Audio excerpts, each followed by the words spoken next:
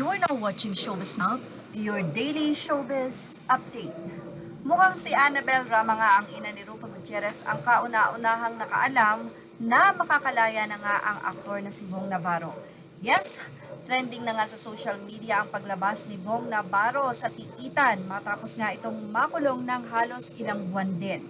Hindi nga ina-expect na mangyayari na magpasko nga itong si Bong Navarro na kasama ang kanyang pamilya.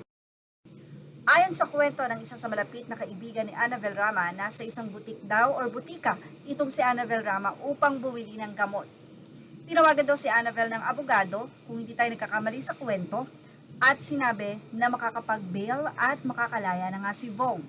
Apektado si Annabel sa nasabi nga pong paglaya ni Bong dahil tila isa nga sina Annabel Rama at anak na si Rufa Gutierrez sa nagpakilala sa abogado nila, na ngayon ay abogado na nga ni Bong Navarro at nagkaroon nga ng bail itong si Bong sa kaso na rape.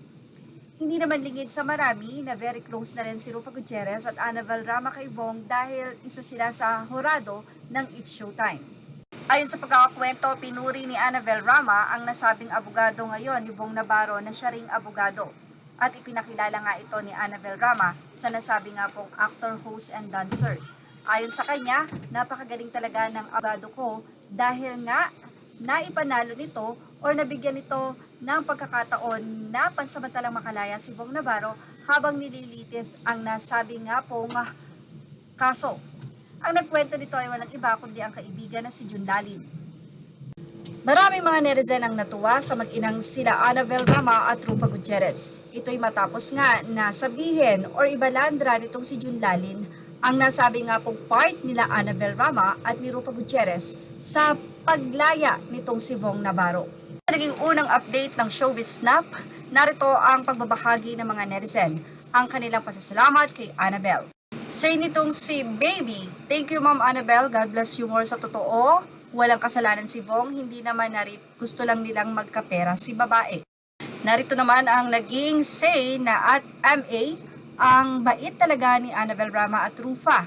Kaya nga, mga paborito ko sila. Bisaya yan. Proud ako, Bisaya. Salamat din kay Alma Malonga at kay Attorney Maggie, lalo na sa Poong May Kapal, na siyang nagbigay ng daan para makalabas si Bong.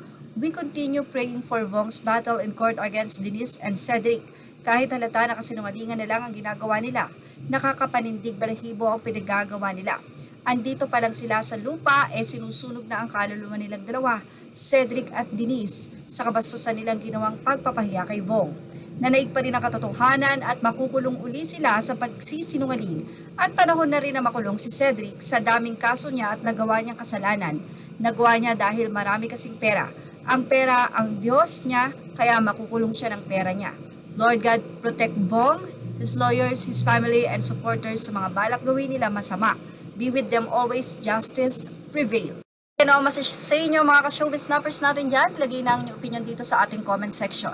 Images are all credit to the rightful owners and thank you for watching Showbiz Now.